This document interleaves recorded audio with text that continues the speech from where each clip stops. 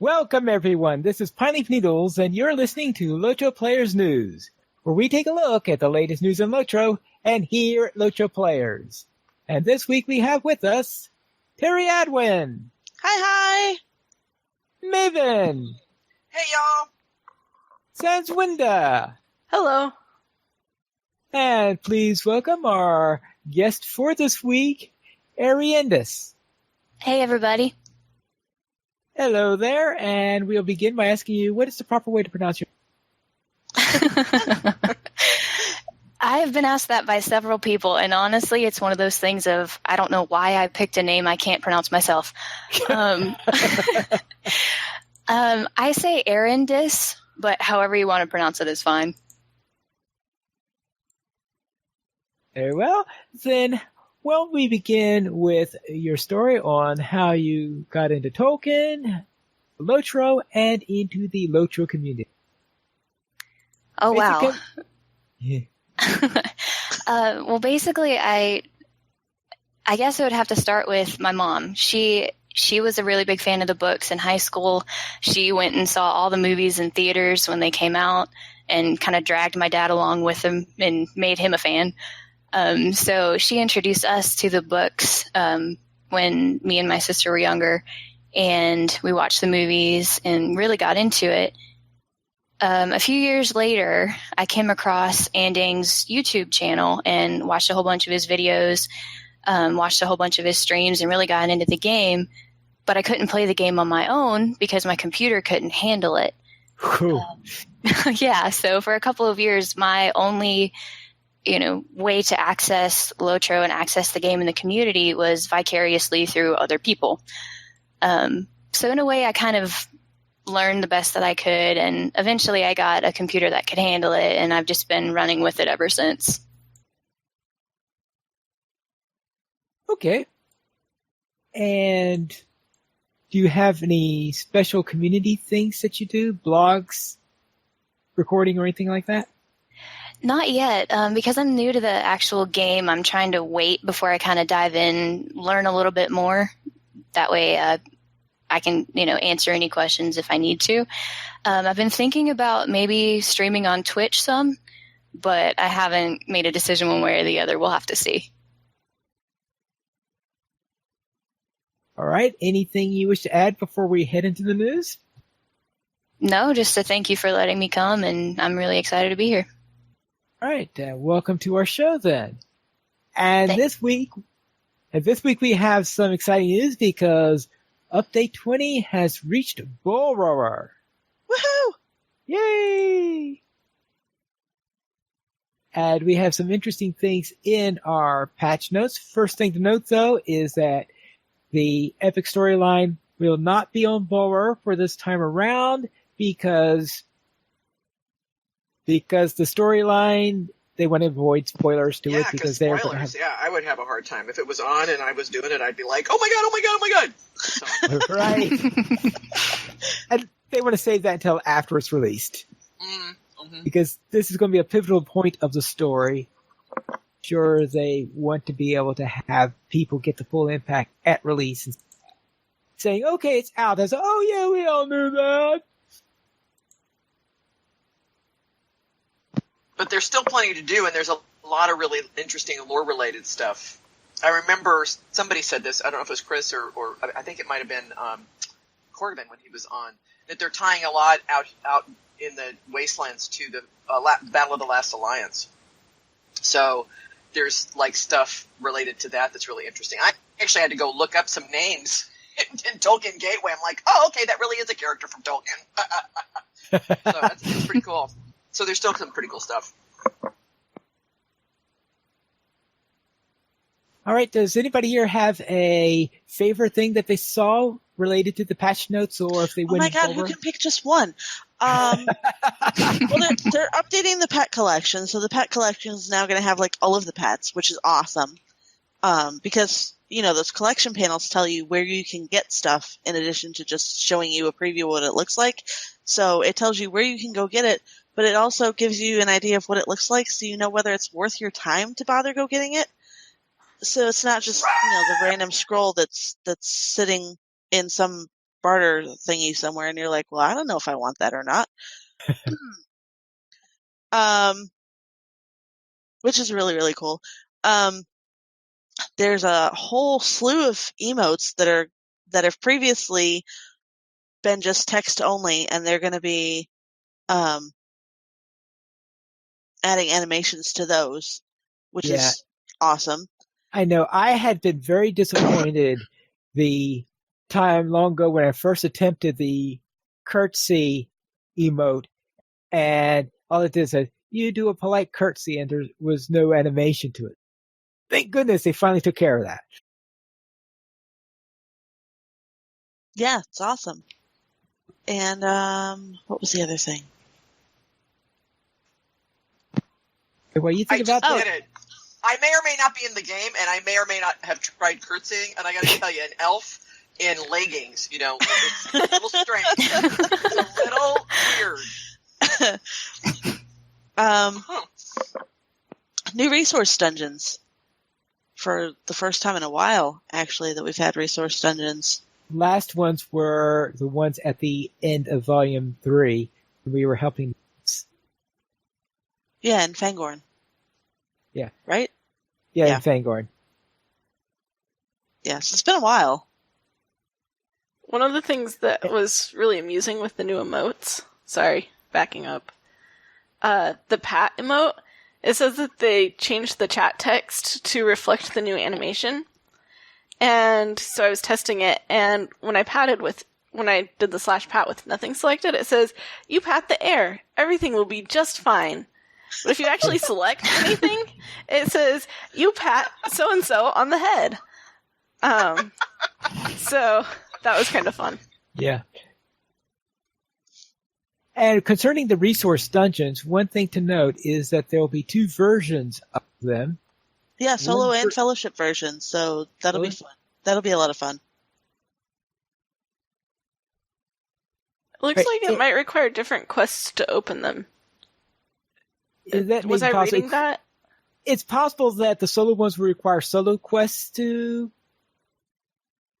help them, while I would presume fellowship quests, in order to open up the fellowship ones, there would be some logic to that. There would be some logic to that.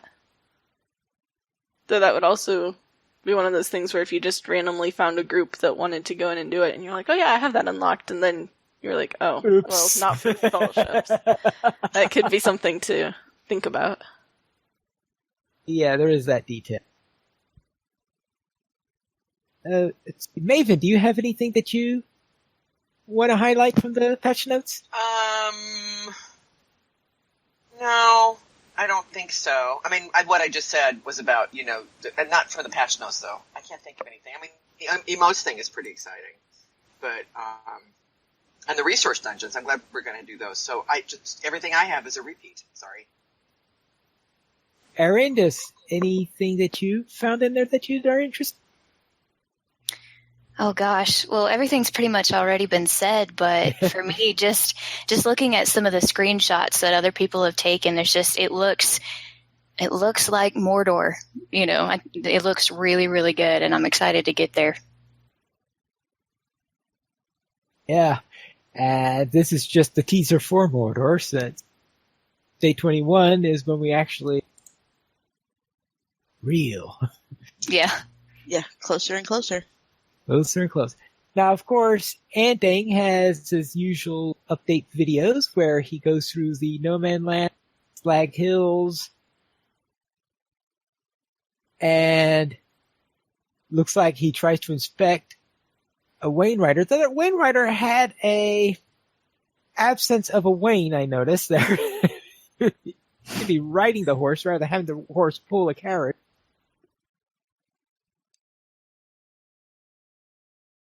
But I suppose that you can't have undead carriages. That would probably be difficult. Yeah. Yeah, I think that would. So therefore, he has some videos on some of the things coming up, and I have a video or 2 coming up also in preview. So therefore, if you're not going to be able to get into Bulwer, you could check those out to see what's up ahead. Or, of course, you could avoid them like the plague if you don't want to know.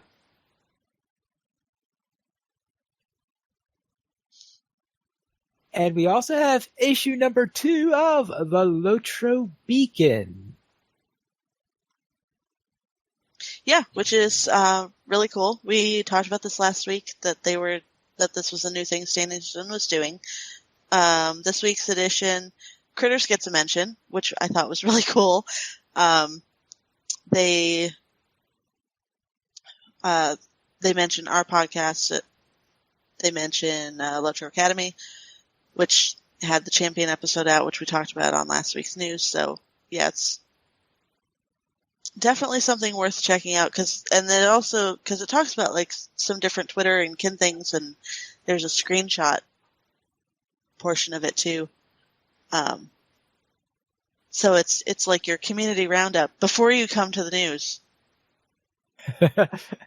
Like if you don't have time to listen to the podcast, you can just see it all in like one page. That's pretty much it. And this week's comment is, Rivendell is not only known for its incredible beauty, but also for its awesome blank. Bridges that people fall off of?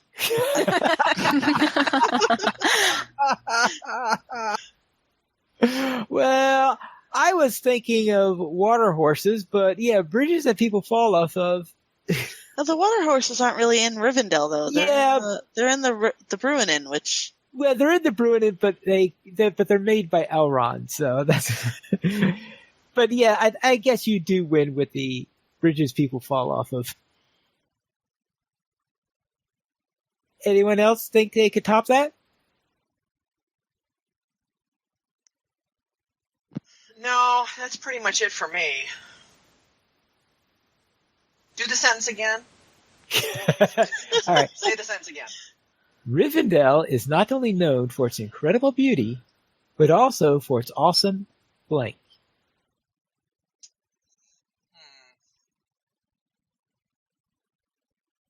Now we need match game music in the background. Library that Elrond never comes out of.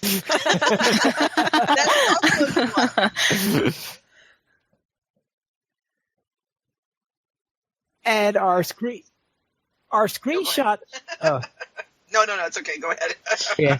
Our screenshot of the week is a doubleheader where someone posted 2 screenshots taken from the same location. Now you say, what's so special about that? They're taken 10 years apart. One in the later stages of beta, and the other one more recently.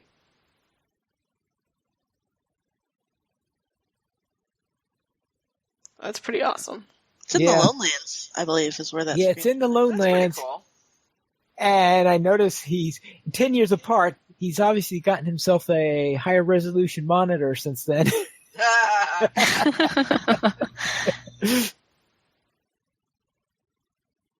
Yeah, technology may or may not have advanced since then. Yes. Just a little bit. A Smidge. little bit. But with that, let's see what's on sale this week. Terry. Actually, it's some not bad stuff this week. Ooh. This week's free sample is a plus 100% mark acquisition for 90 minutes. Use coupon code SKIRMISHUP, one time per account. Also, 25% off some travel stuff. Milestone skills, the hurried, returning, and expedient traveler traits, the riding traits, and the simple rally horn. I'd give the simple rally horn a pass, except we use them all the time in girls because we have people who kind of like wander off, and then we're ready to do stuff, and we're missing 1 or 2 people. Or fall off cliffs. Or fall off cliffs, or, go off of those bridges in Rivendell that nobody's ever fallen off of. That's why we have the "don't Rivendell that" phrase, right? Yeah, don't Rivendell that bridge. So therefore, yes, we have quite a selection of things there. So anything related to traveling is on sale this week. So let's head into our site news, and we'll begin with the community events for March 3rd through the 9th. And does anyone have anything here that they wish to highlight? At least that hasn't already passed. That's always the trouble. Yeah. I got this great thing. Oh, yeah, that was 3 hours ago. So once again, be aware that this article comes out on Fridays, so you can kind of plan your weekend accordingly. Yeah, so the best bet is to go and see the page at the site Friday, because if you want the information in fashion, you need to get it then. So let's head into our LOTRO Academy episode 139, bonus content with. Yeah, this was the bonus episode that Brannick recorded with Andang when they were working on Andang's piece for the Champion episode, which I haven't listened to yet, so I don't know what all they talked about.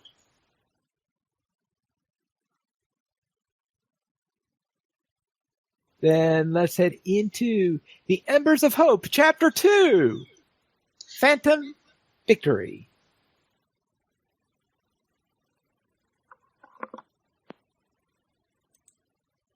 Do any of us know anything about that stuff? Well, I owe Arathalian a slight apology about this, because it had updated to the site and I didn't realize it had updated to the site, because I had done a full refresh, but for whatever reason it didn't look like it had posted yet. So I found it the next day. Oops. And it was an oops. Ooh. But it's there now, we're mentioning it now, and this series is really cool. And speaking of series, we also have the Family Line Part 124, Failure Too Far Afield. He's alliterative today. Frequently, actually. Yes. I think he's taking a pine leaf out of your book. Ah, got a point there. And we also have a new episode of Critters, number 53, Whispers of a Dadukil. And once again, it's Critters. Yeah. Yeah. That's the only way you can summarize that. You can't really do a lot of explaining about Critters. You just have to read it. Yes, because, yeah, you really can't.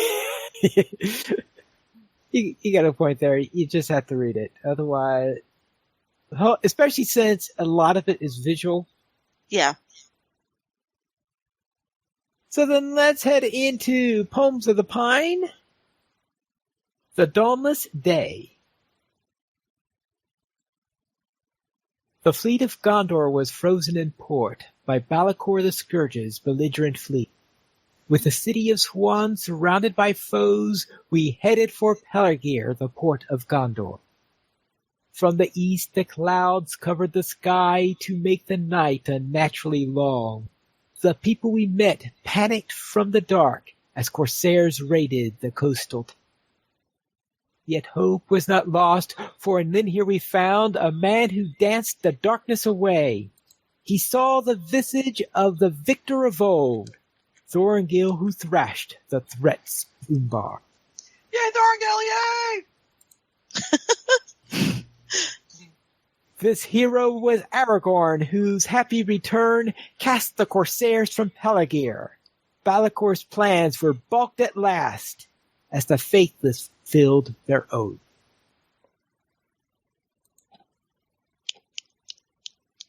Yay!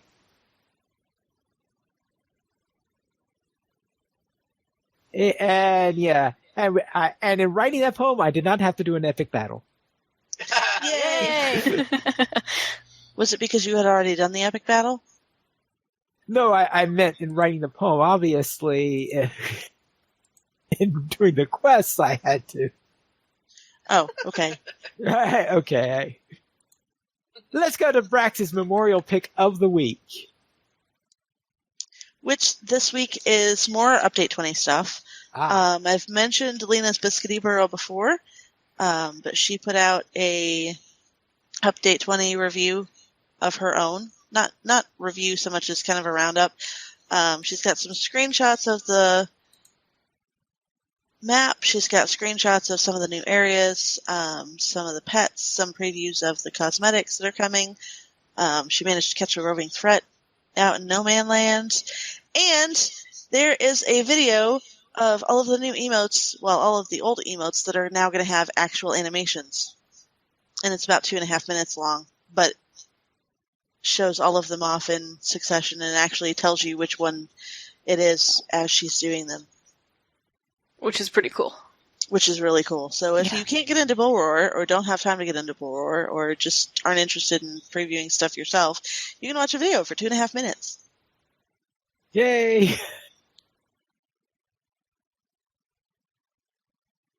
And that will help quite a bit.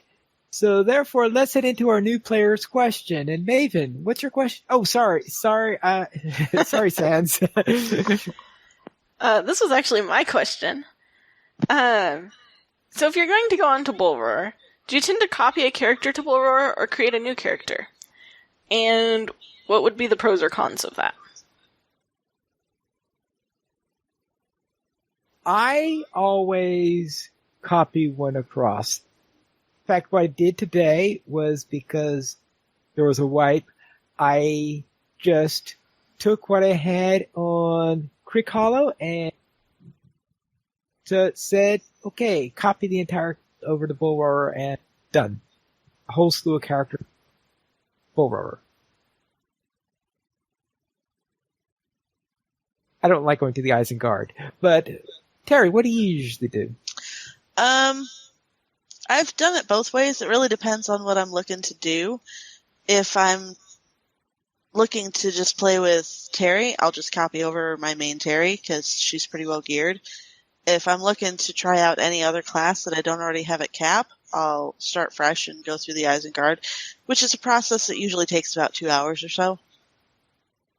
So I'm not the only one who's found that time consuming. Yeah, no, it's time consuming to do it kind of properly.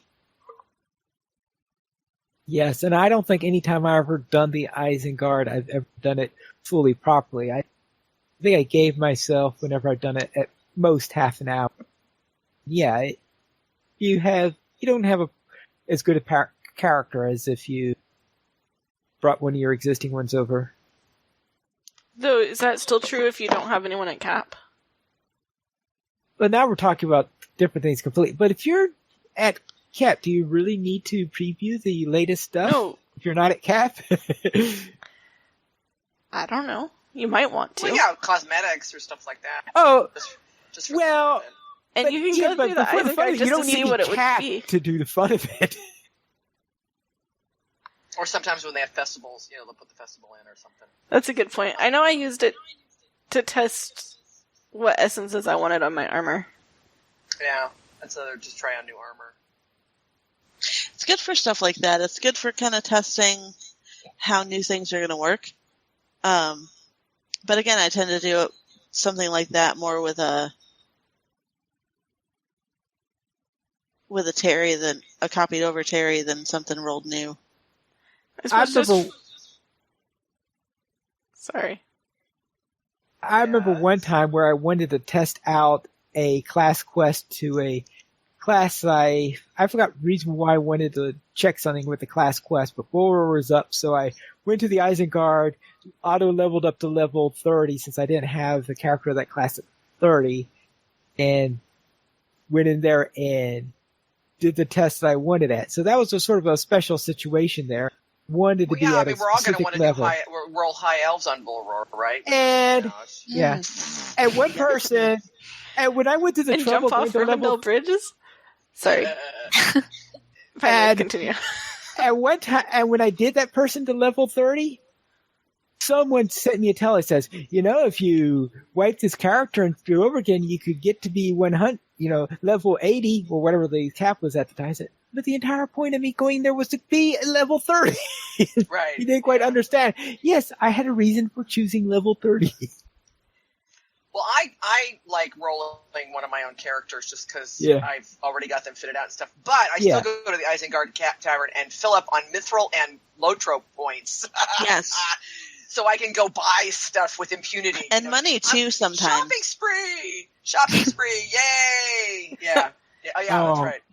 Yeah, and also I top out my virtues. It's like I get to have everything at 19. It's great. But anyways, so but I like to roll my own unless I'm doing like you said, specific, like for specific character or.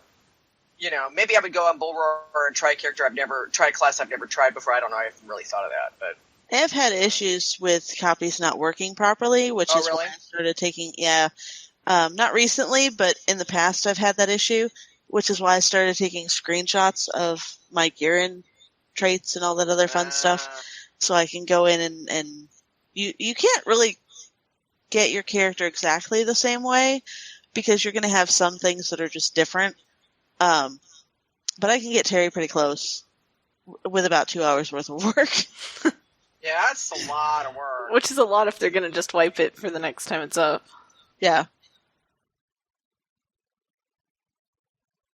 They don't always wipe it, especially on the minor ones, but a significant update, yes, they will wipe the database.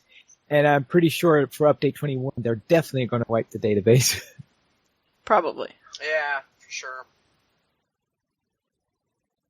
Anyone else have anything to add on the question? Hopefully we'll get some people writing in about their ideas, too. That'd be fun to share. Then let's head into our weekend LOTRO. Sanswinda, what were you up to? Well, I got to ride with Theoden in what might have been the most epic instance that I have ever been in so far. Yeah. I want to say tons more, but I feel like it might be spoilerish. It was amazing. They did a great job with Volume 4 so far. And I can hardly wait to keep going. I also failed to amuse the Wozes with my laughter. Oh, Despite being a hobbit who was rolling on the ground. And it was kind of fun, though. And I didn't Rivendell the bridge. I was proud of myself. That's a tough one, too. And then on Arkenstone, I died trying to protect some farmers in Wildermore. And discovered, thanks to Terry Adwin's recommendation, that facing mounted foes on my war steed was a better idea in that instance. Even though I was under level, it worked much better. On landscape, that was not working so well, because I would aggro the whole landscape before I could kill one thing. And that was a sure recipe for disaster. So that was my week. Maven, what did you do? Well, I relived my days as a Girl Scout when I went with Girls of Middle-earth. I did good deeds. I helped the group get feed week up to 105, which is really fun. What were we in? Were we in an instance when we did that? We did skirmishes. We were skirmishing. Skirmish. Oh yeah, it was at Storm of Methydris. And it was like, okay, everybody wait. Okay, feed week, pick it up. Tree. And it was like, yay! And then also helped Terry make some progress on her skirmisher of Middle-earth because she's so close. And then I got to relive the Battle of Pelennor Fields with Maven. It's my my second 105 character, and I got to watch listen to Sanswinda squee the whole time. It was awesome. It was epic. It was amazing. It was epic. I had an adrenaline rush for hours. Yeah, she did. We had to go run Minister dailies just to get her, down from her adrenaline high. I don't even know if you were completely down at that point. We were done, and I was like, I gotta go to bed now. And I think you were still like, oh, I'm still up. I can still do that. I woke up and almost replayed it constantly the next day. I managed to not, but it was tempting. We did stop ourselves. Actually, we were happy, Terry, that we stopped ourselves at that point because, I was getting more and more tired, and I'm like, oh, I'm glad we didn't push forward. So we have that to look forward to. And then I ran around No Man's Land on Bull Roar today. So that's interesting. it's kind of interesting to kind of get a little bit of a sneak peek on some of the landscape quests. And I will say that definitely there are some landscape quests that I definitely want to go with people to do, even though it says solo quests. The kind where like mobs are like carpeting the ground, and you can't take a step without aggroing, and So anyway, it's gonna be interesting. But anyway, so that's what I did. Terry, how about you? Well, fourth time was a charm, getting my Runekeeper Lishilian through the end of Volume 4, Book 4. Woohoo! 4 tries. I don't ever want to do that again. That was awful. It was horrible. So, the next time I'm coming up to that instance, I'm just going to have to run solo for like 3 days beforehand, and then I can go through it no problem. And then I led the field trip around Wildemore, killing all of the things around Forlaw, because that's Arkenstone Terry, so she gets to kill all of the things. It's been a while since I've played her, because I had been doing it, and then somebody said something about possibly catching up, so I'm like, okay, I'll play a different character for a while. So I've been on a different character for about 2 months, waiting for everybody to catch up, so I finally picked her up again. So that was great. We're just going to kill, well, it's in the way, so we're going to kill it. Oh, well, it's in the way, so we're going to kill it. But it's running off. Well, yeah, I'm chasing after it because champions in mounted combat still have to run after everything. We just, have horses to make the running after things a lot easier. And then ran Landrewall Terry through Uragarth working on Slayer deeds. It's so funny because I remember Uragarth being hard. I breezed through it with no trouble whatsoever on Landrewall Terry, and I got slightly lost twice, but not so lost that I ended up in Carnoon Water, so I didn't actually die. And I think maybe the most I saw my health drop was maybe a couple thousand morale points at one point. I had a particularly thick group of mobs. I think there were like 8 or 10 of them packed around me, and I'm just like, okay, well, you can die, and you can die, and you can die. Is Carnoon Water... Sorry. Is Carnoon Water still instant death if you're at level cap? Oh, yeah. It doesn't matter what level you are, because it doesn't do a specific level of damage. It just kills you. Okay, just checking. It's Don't not like that bridge. Yeah, it's yeah. Yes, exactly. Don't Rivendell that bridge. Yeah, because if you've ever noticed the defeat message, it doesn't actually say that you've taken X number of damage. It just says you died. I was just wondering because I was in Fork Hell recently and noticed that higher level characters can survive a tiny bit longer, but not much of that. Oh, in the Fork Hell Bay of Deathwater? Yeah. Yeah. It's a different kind of Deathwater. That's a slow freezing to death, or sometimes really fast freezing to death, as opposed to the Carnoon Water, which is toxic and it's just going to kill you outright. Okay, fair enough. Thank you. Sorry for the side rail. So, Pineleaf, what did you do this week?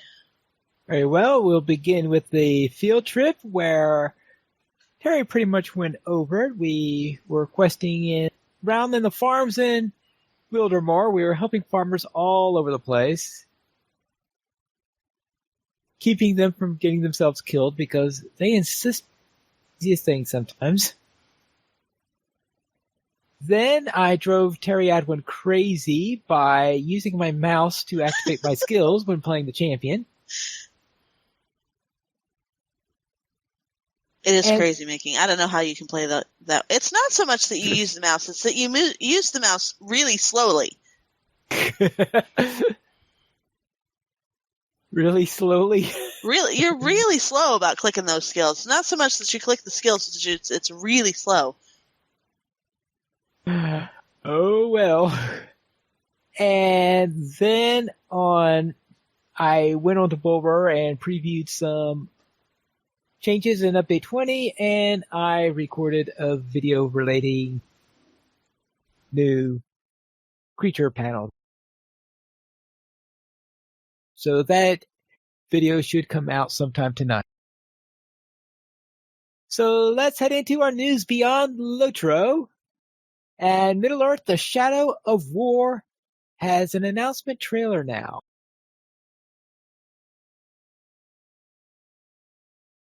I don't know if anyone's actually watch this because I have no interest in Shadow War. Me neither. I haven't watched it. I don't know if anybody in chat has watched it, but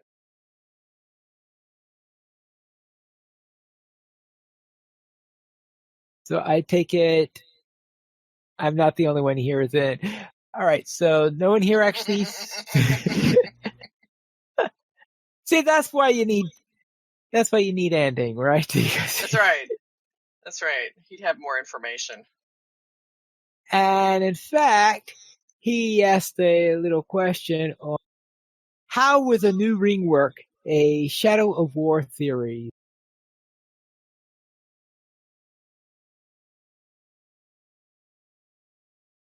New ring?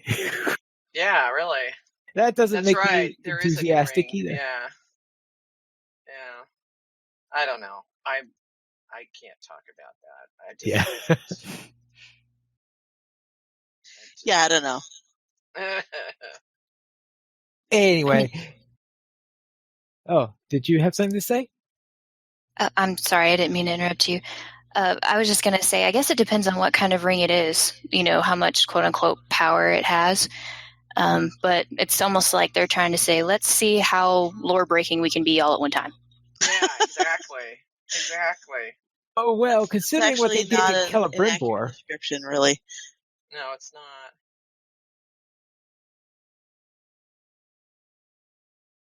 We currently have 21 supporters on Patreon. If you'd like to join this illustrious raid of players and help support LOTRO players, simply go to the donations page where you can support the Players Alliance on Patreon. There you'll find rewards, including a mention on the podcast of your choice, or even be a guest with us for an episode of LOTRO Players News. This week we have an email from Finn. Terry, what did Finn say? Finn wrote in to say, great show, always a fun listen. Just wanted to comment on virtues a bit. I agree with Carve about zeal on both counts. It's a great RP virtue, but for me it's even better gaming virtues. It's one that I think most players will agree is good for all classes and should be equipped by all. Also want to mention that all the other ones that were talked about have the tactical and physical mitts, and the ones with physical and tactical mastery are also great to have leveled up. However, I think I heard something about not being able to get essences for physical and tactical mitts. Actually, you can. I think the 105 essences you were thinking of that you can't get is one for resistance. Thanks again for a great show, and keep them coming. Loney, aka Finn. A.K.A. Dororlin, a.k.a. Linlin, Yeah, the list could go on. He's nice enough not to do that to us. If you would like to send us an email, you can send it to podcast@lotroplayers.com. You could also follow us on Twitter. The Players Alliance @PlayersAlly, LOTRO Players @LOTRO Players, Forte @Forte_Dro, Maven @TolkienMaven, Pineleaf @Pine Needles, and Sanswinda @Winda, Terry Adwin @Terry Adwin. You can also follow our guest at Ariandas. Well done. The Players Alliance has 4 live shows every Monday at 8:30 p.m. U.S. Eastern Time via DDO Players News, and yes, it is returning this coming Monday. Every Thursday at 9 p.m. U.S. Eastern Time, we have XP Quest. Every Saturday at 8:30 p.m. U.S. Eastern Time, we have LOTRO Players News. And on the last Friday of each month at 8:30 p.m. U.S. Eastern Time, we have LOTRO Academy at School. You can join us for our live shows at LOTROplayers.com/live. And that is all for tonight, and this is Pineleaf Needles reminding you, skirmish responsibly.